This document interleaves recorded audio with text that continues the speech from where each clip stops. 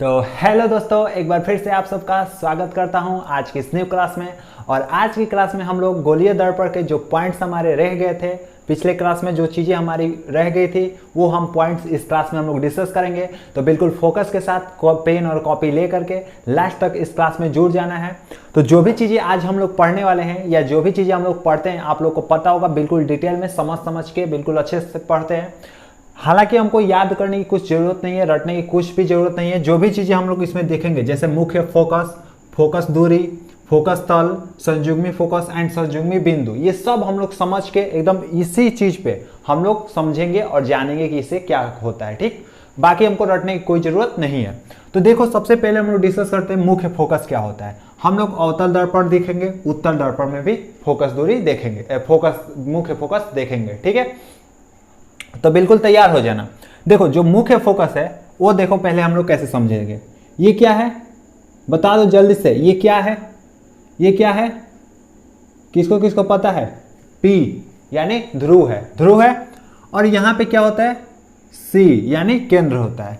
उसी तरह इसमें क्या होता है? इधर C होता है यानी केंद्र होता है, वक्रता केंद्र, वक्रता केंद्र, ध्रुव। और यहाँ क्या हो जाएगा?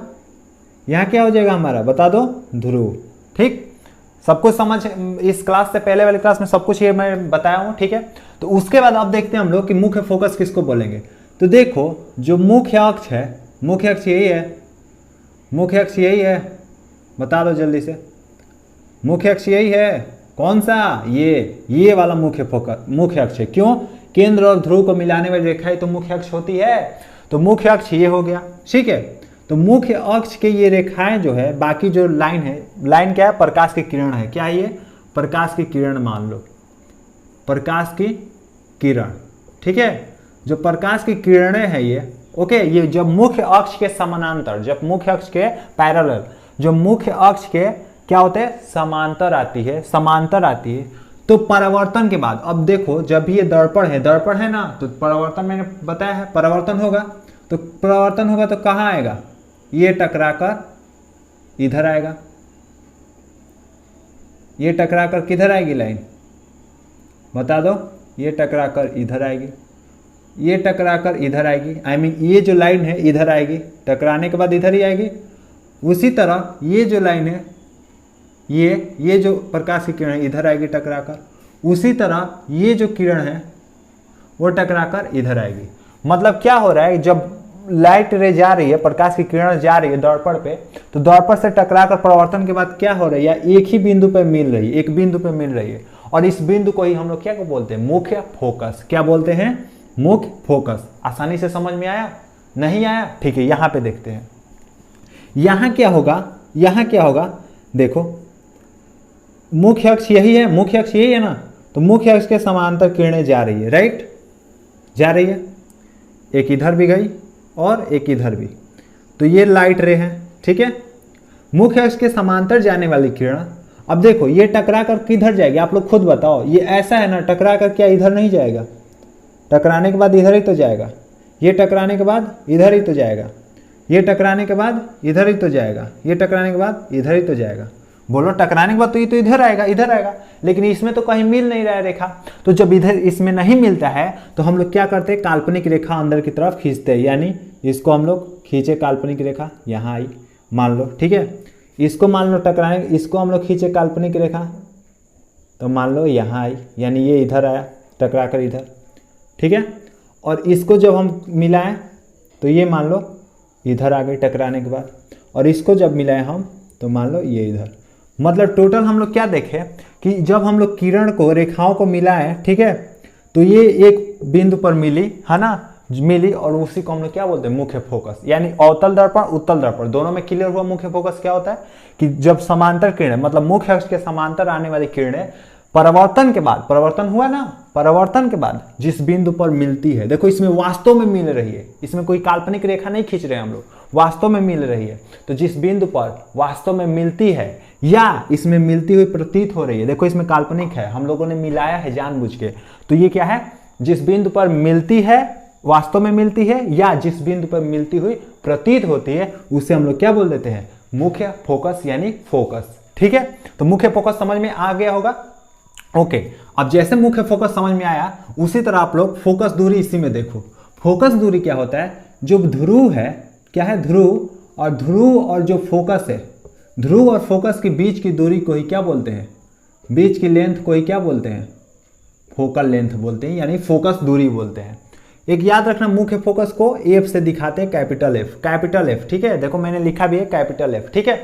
तो जो फोकस दूरी होता है वो क्या होता है भाई, तो देखो ना, फोकस दूरी यही तो होगा, ये दर्पण से यानी ध्रुव से फोकस बिंदु की दूरी को ही क्या बोलते हैं, फोकस दूरी आराम से याद हो जाएगा। फोकस दूरी यानी फोकस बिंदु कहाँ से, ध्रुव से फोकस बिंदु की लंबाई को ही, बीच की दूरी को ही क्या बोलते हैं, फोकस दूरी, ठीक है।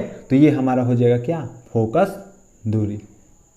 और फोकस दूरी को किससे दिखाते हैं, स्मॉल एफ से, फोकस दूरी को स्मॉल एफ से, और मुख्य फोकस या फोकस को कैपिटल एफ से।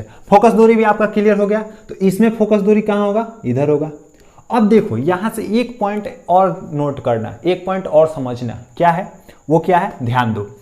जब भी पूछा जाए आपसे कि फोकस जो दूरी है, यानी अवतल दर्पण में जो फोकस बिंदु है, पहले तो फोकस बिंदु बताओ, यानी मुख्य फोकस अवतल दर्पण में है वो किस साइड होता है, तो क्या बोलोगे आप लोग, दर्पण के सामने, क्योंकि देखो दर्पण के सामने ही हो रहा है इधर, और दर्पण के सामने, और वास्तविक, क्या वास्तविक, रियल, वास्तविक में तो क्या वास्तव में मिल रही है, तो वास्तविक होगी। उत्तल दर्पण में जो मुख्य फोकस है वो दर्पण के पीछे होता है और आभासी होता है। ठीक, क्लियर हो गया, सब कुछ क्लियर करते चलना। ओके, दर्पण के सामने, दर्पण के पीछे, यानी दर्पण के पीछे इसमें मुख्य फोकस, और फोकस दूरी भी क्या है इसमें, देखो फोकस दूरी भी क्या है, दर्पण के पीछे यानी आभासी, और फोकस इसमें फोकस दूरी वास्तविक है, देखो इधर दर्पण के सामने है, सब कुछ दिख ही रहा होगा आपको सामने। ओके, तो ये हो गया फोकस दूरी। और अब देखते हैं हम लोग फोकस तल, इसी में फोकस तल क्या होता है। अब बताओ फोकस तल क्या हो, फोकस से ही रिलेटेड होगा, फोकस से ही जाने वाली कोई तल होगी, तो बिल्कुल हाँ, मुख्य अक्ष के लंबवत, देखो यही होता है फोकस तल। इसको क्या बोलते हैं, इस तल को क्या बोलते हैं, फोकस तल बोलते हैं, ठीक है, यानी फोकल प्लेन बोलते हैं। इसको क्या बोलते हैं हम लोग, एनएम मान लो, ठीक है, एनएम, इसको भी एनएम, राइट, 1 मान लो, ठीक है। मतलब फोकस तल क्या हुआ भाई, फोकस तल क्या हुआ, तो फोकस से जाने वाली रेखा, मतलब फोकस बिंदु से होकर जाने वाली रेखा मुख्य अक्ष के लंबवत होनी चाहिए, यानी मुख्य अक्ष के लंबवत फोकस बिंदु से होकर जाने वाली रेखा को ही फोकस तल बोलते हैं, या फोकस जो क्या बोलते हैं, फोकस तल बोलते हैं, तल को क्या बोल देते हैं, फोकस तल, ठीक है। तो यही होता है फोकस तल। आपको इसी तरह समझना है, फिगर आउट कर करके, रटने की जरूरत नहीं है कुछ भी, फिजिक्स रटने की चीज है ही नहीं, ठीक है। तो ये हमारा हो गया फोकस तल, फोकस दूरी एंड फोकस मुख्य फोकस, ठीक है। अब हम लोग आगे बढ़ते हैं। तो दोस्तों अब आगे बढ़ने से पहले हम लोग जान लेते हैं कि एक पॉइंट है जो कि फोकस दूरी, अभी हम लोगों ने डिस्कस किया कि फोकस दूरी क्या होता है, तो हम लोग जान लेते हैं कि जो फोकस दूरी है इसका फॉर्मूला क्या होता है। क्या फोकस दूरी बराबर कुछ होगा, तो हाँ बिल्कुल होगा। आप लोग बताओ फोकस दूरी को किससे दिखाते हैं, एफ से दिखाते हैं, स्मॉल एफ से, ठीक है, यानी यही तो फोकस दूरी है।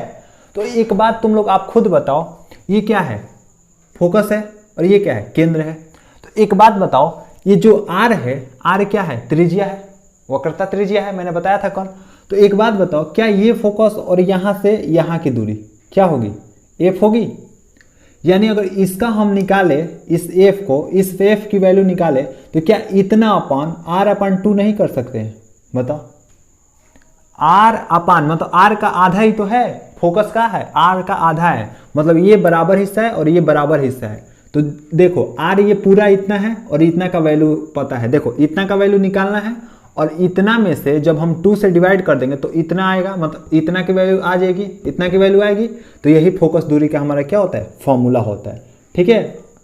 एकदम ईजी है, आराम से याद कर लोगे, क्या हो जाएगा, वक्रता त्रिज्या/2, मतलब r/2। अब यहाँ से एक और फॉर्मूला पूछ देगा, फिर त्रिज्या बराबर क्या हो जाएगा, तो 2 को इधर गुणा करा दोगे तो क्या हो जाएगा, 2f हो जाएगा, यानी फोकस दूरी का 2 गुना त्रिज्या होता है। यानी ये क्वेश्चन 1 नंबर का बन सकता है कि जो त्रिज्या है वो फोकस दूरी का कितने गुना होता है। तो आप लोग का जवाब क्या आना चाहिए, 2 गुना। जो फोकस दूरी त्रिज्या है, वक्रता त्रिज्या, वो फोकस दूरी का 2 गुना होता है। अब हम लोग चलते हैं अपने पॉइंट पे और डिस्कस करते हैं संयुग्मी बिंदु, संयुग्मी फोकस क्या होते हैं। तो दोस्तों अब हम लोग जानते हैं कि संयुग्मी फोकस एंड संयुग्मी बिंदु ये क्या होते हैं। तो ध्यान से देखना इस चीज को, इस फिगर को ध्यान से आपको समझना है बस। हालांकि मैं बताऊंगा आगे कि इमेज कैसे बनते हैं और लाइट रे कैसी आती है तो कैसे जाती है, बस आपको मैं समझाने के लिए बना दिया हूं कि संयुग्मी फोकस किसको बोलेंगे। सबसे पहले समझो संयुग्मी। संयुग्मी मतलब होता है कोई भी दो चीज, दो चीजों को ही संयुग्मी बोलते हैं, कंजुगेट बोलते हैं दो चीजों को, ठीक है। अब देखो उन दो बिंदुओं को जिसके किसी एक बिंदु पर रखी वस्तु का वास्तविक प्रतिबिंब, इससे यहां पे जरा फोकस करना, वास्तविक प्रतिबिंब, आभासी नहीं बोला गया है, वास्तविक प्रतिबिंब यानी रियल इमेज दूसरे बिंदु पर बने तो वो दो बिंदुओं को क्या बोल देंगे, संयुग्मी फोकस। अब इतना लिखने की क्या जरूरत, इतना याद करने की क्या जरूरत, समझो ना। देखो यहां पे मैंने एक वस्तु रखा, ये वस्तु है मान लो ए और बी, ठीक है। एक पॉइंट पे ये बिंदु है और ये एक बिंदु मान लो, और ये बना किधर, B dash and A dash. सब मैं सिखाऊंगा अभी बनाना, बट आपको मैं क्या समझाना चाहता हूं, संयुग्मी फोकस क्या होता है। तो देखो एक बिंदु पर रखी वस्तु का प्रतिबिंब, अगर किसी एक इस बिंदु पर मान लो वस्तु रख दिए तो समांतर जाने वाली किरणें परावर्तन के बाद कहां से होकर जाती है, मुख्य फोकस से होकर जाती है।